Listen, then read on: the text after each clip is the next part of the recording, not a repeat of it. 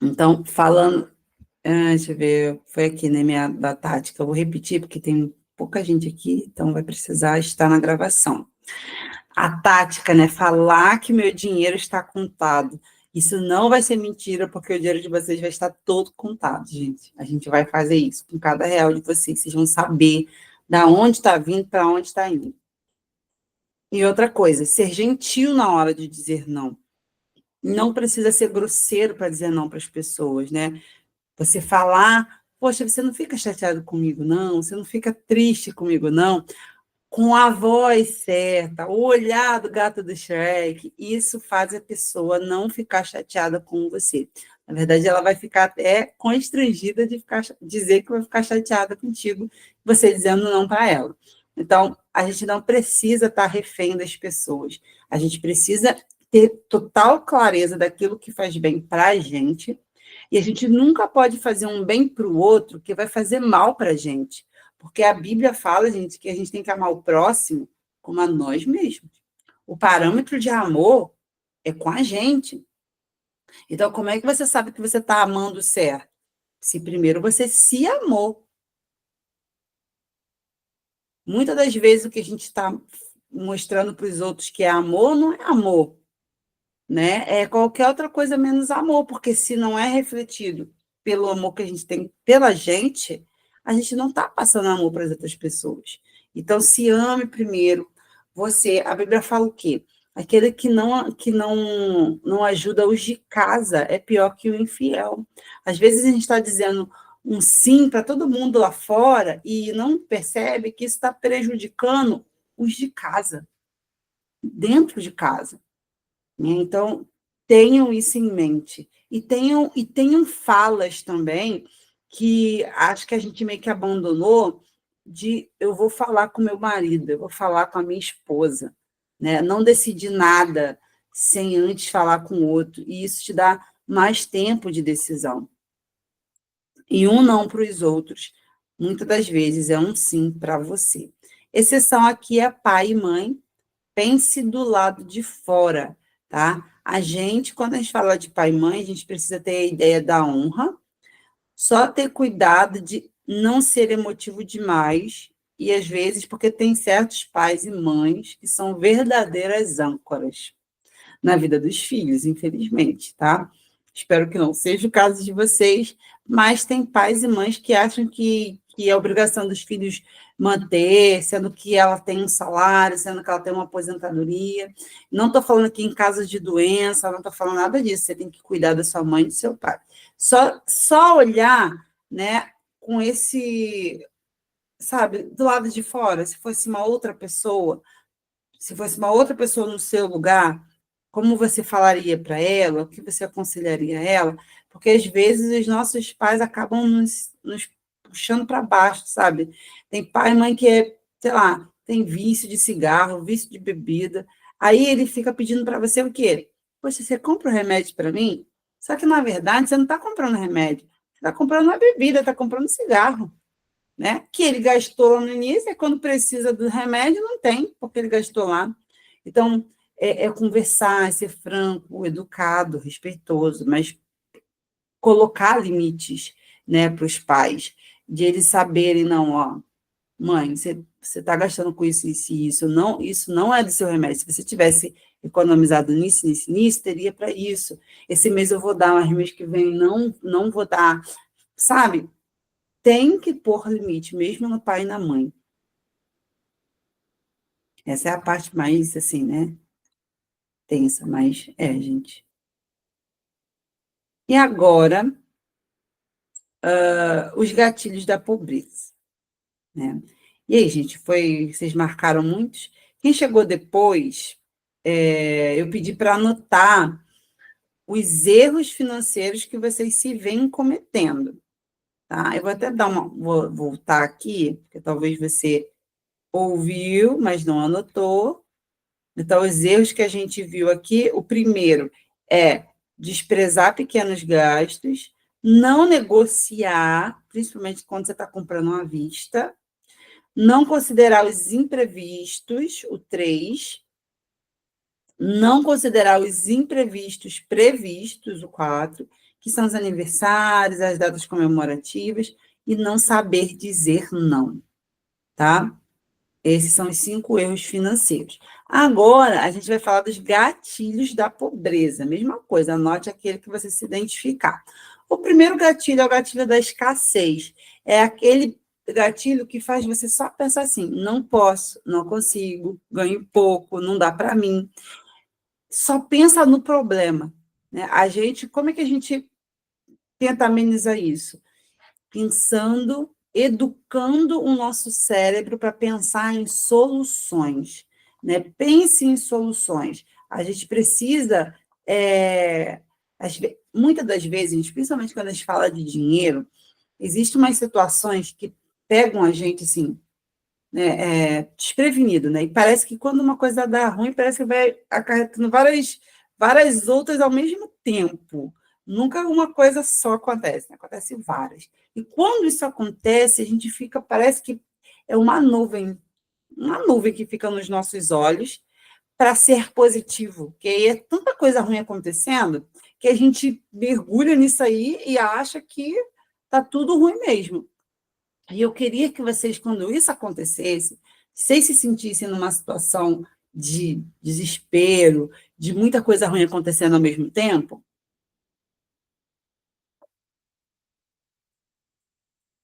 eu queria que vocês parassem, parassem o turbilhão de pensamento que fica na mente e começasse a orar. Não orar assim na cabeça, orar verbalmente mesmo, sabe?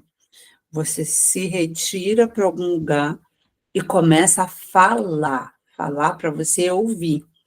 Falar na cabeça é diferente de falar para você ouvir. Isso não tem a ver com Deus. Deus está ouvindo a sua cabeça e você. É você que não está se ouvindo.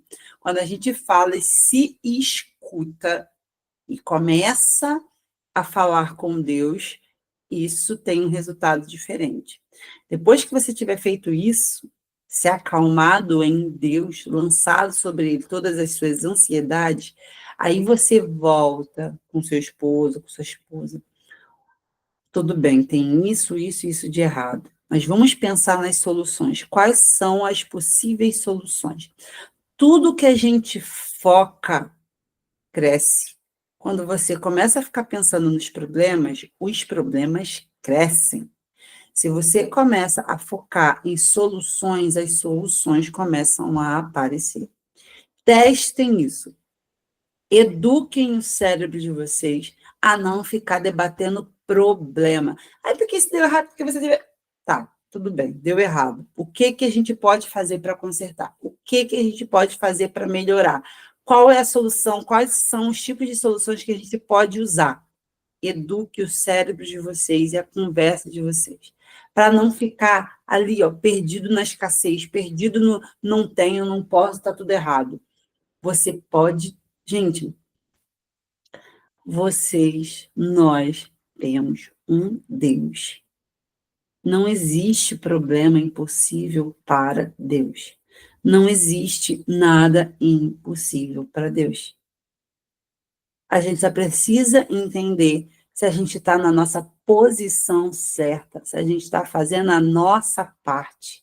Acho que uma das coisas que mais me alegra na educação financeira é isso. Quando eu entendi a educação financeira e comecei a aplicá-la na minha vida, na nossa casa aqui, eu comecei a entender qual é a minha parte. Então, eu fico tranquila de esperar Deus fazer, porque eu sei que a minha parte eu estou fazendo. Por exemplo, vocês vão começar a juntar para uma reserva de emergência. Mas, gente, vocês vão começar, né? A reserva ela não brota de um dia para a noite. Nossa, estou com a minha reserva completa. Demora anos para você montar uma reserva. E aí? E se aparecer uma emergência maior do que a sua reserva de segurança? Você tem um Deus. Você não está. A reserva de segurança não é o seu Deus.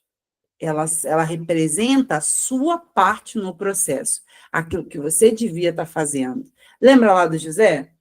Né? Quando José falou para o faraó sobre os 7 anos das vacas magras e vacas gordas, o que ele propôs para o faraó? Os 7 anos da vaca gorda, nós vamos separar 20%. Gente, 20%, não sei se você já parou para pensar nisso, mas não faz sentido, a conta não bate.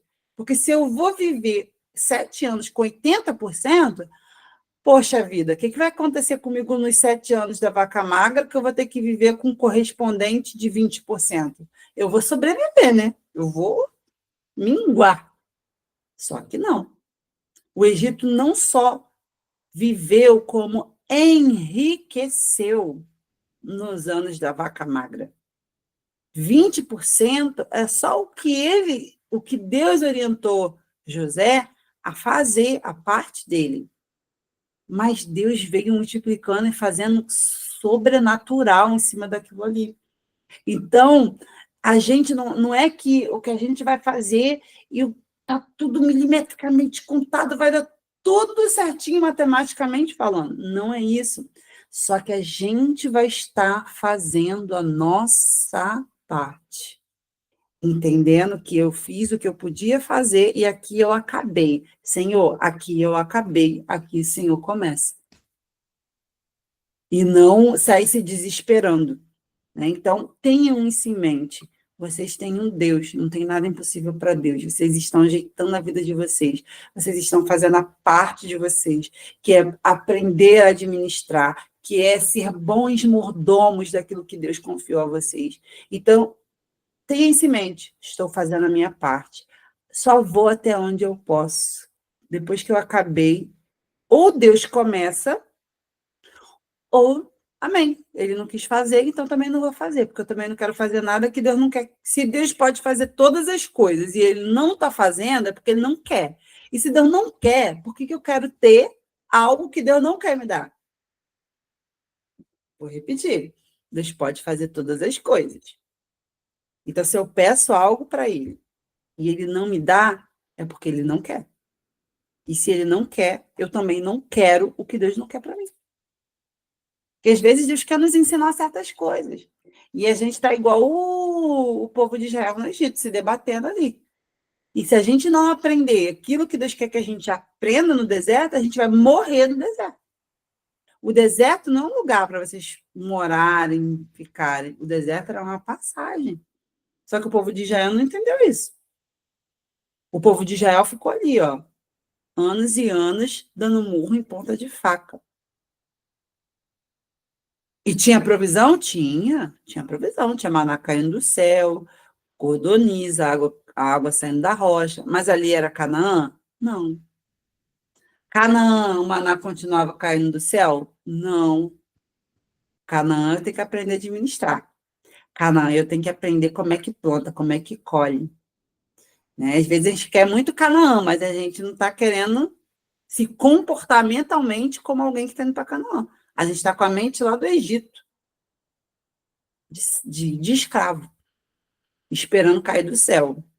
Então, não vai cair do céu. Quer dizer, vai cair do céu, o que não é a sua parte, porque a sua parte não vai cair do céu.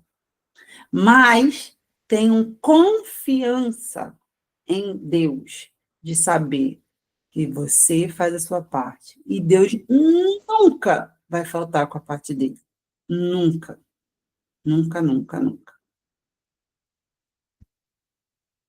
Gente, faz sentido isso que a gente está conversando aqui? Vocês estão todo mundo de tela fechada? Eu não sei que cara vocês estão fazendo, eu não sei se vocês estão entendendo, se vocês estão concordando. Me fala aí se está fazendo sentido isso para vocês, se vocês concordam, não concordam. Solamita, concordo. Então, Perfeito, perfeito. Oi? Perfeito o que você está falando. Ainda mais trazendo a luz da Bíblia. Sim, porque é muito espiritual, gente. A vida financeira é muito espiritual. Sim. A gente, quando a gente vai metendo as mãos, né, aonde a gente acaba, a gente acabou, e a gente começa a meter a mão onde não tem que meter, é como se a gente quisesse ser o nosso Deus. É como se a gente quisesse estar no controle, mas não no controle do dinheiro que a gente devia estar, mas no controle da situação. E aí, cadê Deus? Perdeu o senhorio. É o que a Bíblia fala, né? Você não pode servir a Deus e ao dinheiro.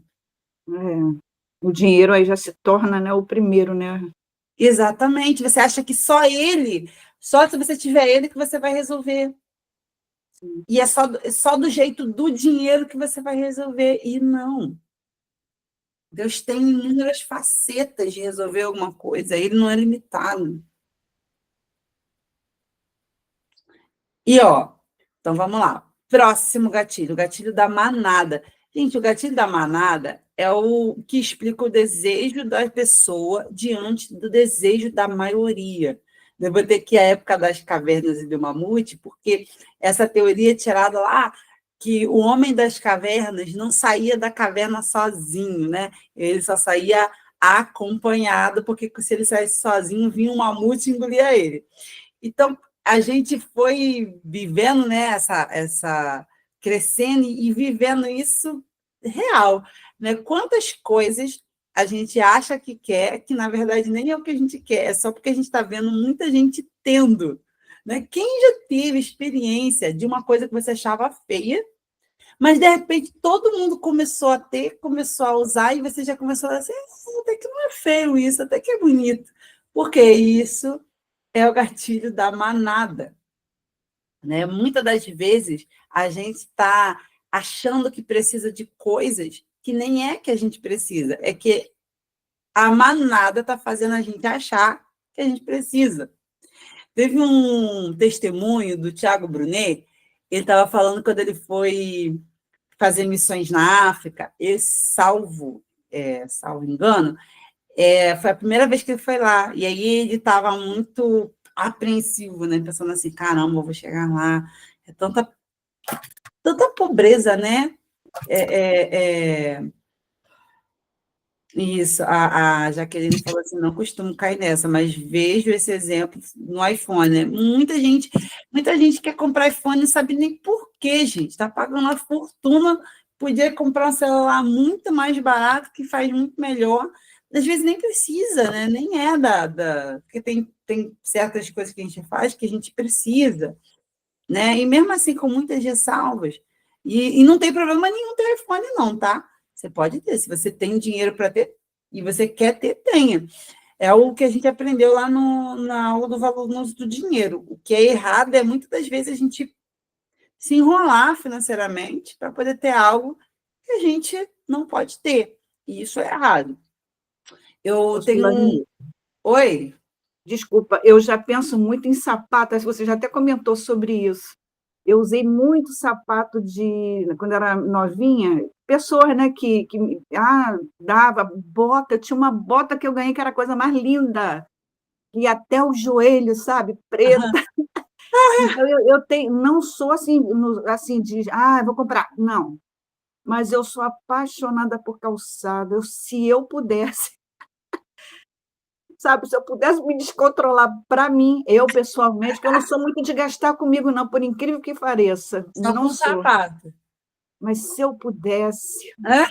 era um tênis, eu vi um tênisinho esses dias, menina, que vontade de comprar, mas não comprei, não. Hã? Só ficou de vontade. Loucura. Ai, daqui a pouco vocês vão ter, gente, no orçamento de vocês, um dinheiro para vocês saberem, não, esse dinheiro eu posso gastar com o que eu quiser, eu posso comprar esse tênis sem culpa, eu posso comprar essa sandália sem culpa, e saber, não, acabou esse dinheiro, opa, acabou esse dinheiro, agora só mês que vem. Ter esse norte, né? Mas, aí eu até me perdi, estava falando do Thiago Brunet, que ele foi lá e ficou, não, eu também emendei, eu tenho TDAH, então às vezes isso acontece.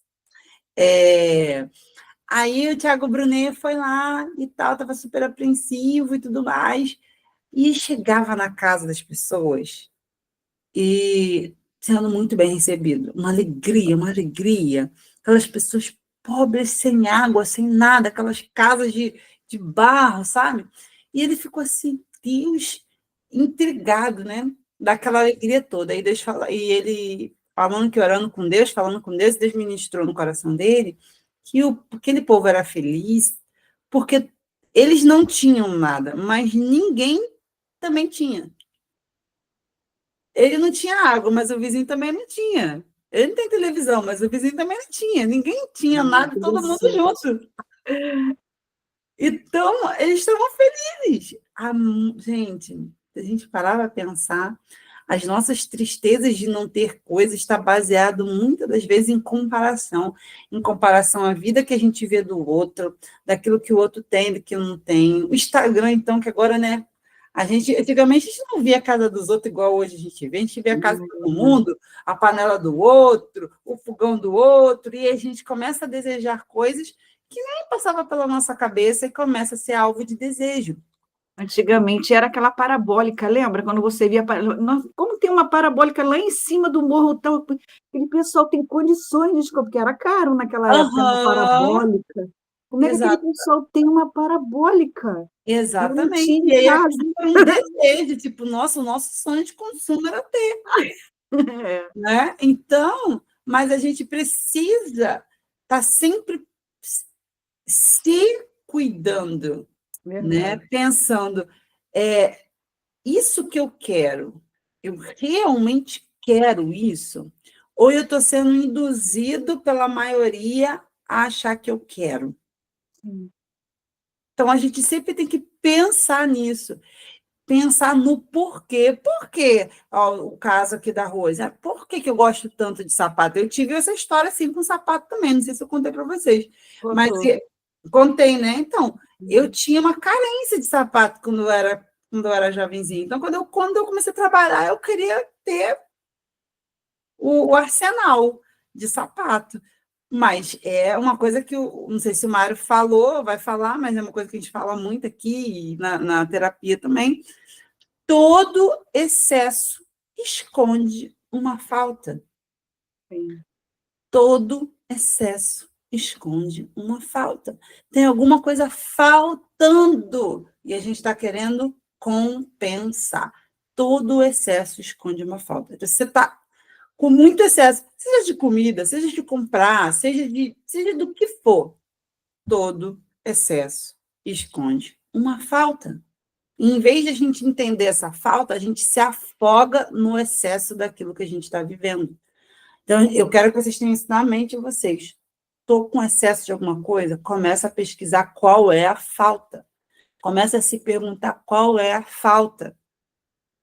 E entender e sarar isso. Próximo gatilho, já estamos acabando. Só é mais. Acho que é esse mais um. Esse mais um. Gatilho da autoridade conquistada sem critério. É ouvir pessoas sobre assuntos que elas não sabem. Isso vai te levar para a pobreza, meu povo. Você dá ouvido para as pessoas em assuntos que elas não dominam. Você está fazendo a mentoria financeira, aí vai ter um bonitinho que vai falar assim, isso é uma bobeira, isso é perda de tempo. O que essa pessoa é? O que ela faz? Qual é a profissão dela? Como é que é a vida financeira dela? Então, aí, às vezes, a gente desanima do que a gente está fazendo, porque o tiozinho, que não sabe nada do que está falando, falou para a gente que não tem nada a ver. Então, não dê autoridade para pessoas que não têm autoridade sobre aquele assunto. E o último, que é o gatilho da urgência. Gente, o gatilho da urgência é você, a pressa, né? Toda vez que você tem urgência de comprar alguma coisa, significa que seu cérebro não teve tempo de avaliar bem aquela compra. Caramba. Não teve. E assim, ó, emergência é diferente de urgência. Emergência não depende de você. Urgência foi algo que era para ter sido feito antes, não foi e virou uma urgência. Então, a gente tem que ter muito cuidado. Toda vez que a gente tiver pressa, tem que resolver isso, tem que comprar isso logo, tem que dizer. Pense no gatilho da urgência. Porque toda vez que você fizer, às vezes, inevitavelmente, a gente vai precisar fazer alguma coisa na urgência. Mas fujam disso. E Provérbios 21, 5 diz, né? Os planos do diligente tendem à abundância, mas a pressa vai para onde, gente? Para a pobreza. É a Bíblia que está falando, né? Às vezes a gente não sabe esperar. Provérbio o quê? 21:5. Os planos do diligente tendem à abundância, mas apressam a pobreza, né? A gente é uma geração que está com muita dificuldade de esperar, né? Poxa, é o micro-ondas, é o celular, é tudo muito rápido. Então, a gente perdeu aquela paciência de esperar pelas coisas. Aumentei meu salário. Eu não penso assim, agora eu já tenho dinheiro para juntar e comprar um carro. Eu penso assim, agora eu posso financiar um carro.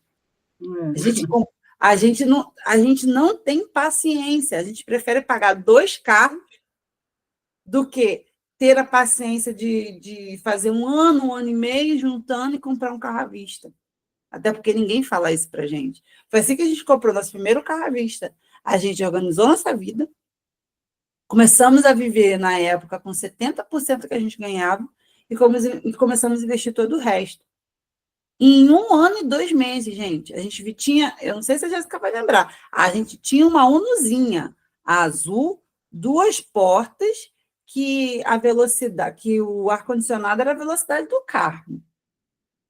Era o que a gente tinha, que a gente comprou parcelado. E aí a gente pegou aquela Unozinha, juntamos dinheiro 1 ano e pouco e compramos um Sentra na época, né? E à vista, coisa que a gente nunca imaginava. Nunca imaginei na minha vida comprar um carro à vista. Hoje a gente já comprou nosso segundo carro à vista. Por quê? Porque se você tem condição de comprar um carro financiado, pagar 2 carros, você não tem capacidade de comprar um. Você imagina, ó, eu juntei 1 ano e meio, vamos botar 1 ano e meio, mas não foi. Se eu pagasse parcelado, eu ia pagar 4. No mínimo. Na época, tem um amigo meu que comprou um carro que estava avaliado no mesmo valor que o nosso. Ele pagou quase 80 mil no total, e dando entrada, tá? E a gente ainda teve um desconto, porque pagamos à vista. Então, a gente não está acostumado a pensar que pode. Porque como que a cultura ensinou para a gente? Você é pobre, né? Então você tem que financiar. Não, se você é pobre, aí mesmo você tem que comprar à vista, porque não entendo essa lógica, porque então, se eu sou pobre, eu tenho que pagar 2 vezes. Então tá errado, tá muito dinheiro aí sobrando para eu poder pagar 2 carros, 3 carros, depois, quando eu vender, eu vendo pela metade do preço que eu comprei. Então, vocês podem. Só que se vocês tiverem urgente, tem que comprar logo, tem que comprar logo. Vocês não vão aprender.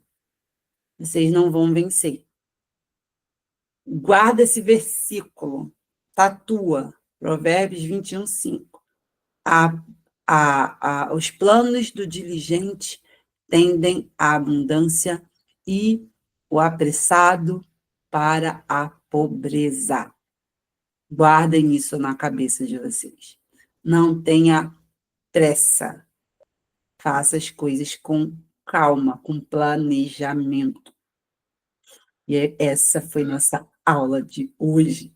Eu queria ouvir vocês, eu queria saber o que vocês tiveram de... O que vocês me dizem de feedback dessa aula, por que valeu a pena conhecer esses erros financeiros, se vocês caíram em muitos, deixa eu ver vocês, mas antes de ouvir vocês, deixa eu falar aqui quais serão as experiências dessa semana. Vocês vão anotar na frente, lá uma daquelas 3 folhas de caderninho, os imprevistos previstos de vocês, tá? Os eventos que vocês inevitavelmente gastam dinheiro. E vocês vão mandar para mim todos os erros e gatilhos de pobreza que você se vê cometendo ou tendo. E você vai grifar, você já anotou, né? Enquanto eu falava, você foi anotando os erros e os gatilhos que você cai. Aí você vai grifar os 3 que mais fazem você perder dinheiro. Eu quero que vocês foquem nesses 3, tá? É muita coisa. Então, às vezes, eu caí em tudo, Sula, tá? A gente vai focar nossa atenção nos 3 principais que mais faz vocês perderem dinheiro, tá bom? Deixa eu ouvir vocês. Por que valeu a pena essa aula? Aqui, para mim, primeiro é o Ítalo e a Cássia. Me conta. Deixa eu finalizar essa gravação. Pode falar. Oi, Sula, boa noite. Boa noite.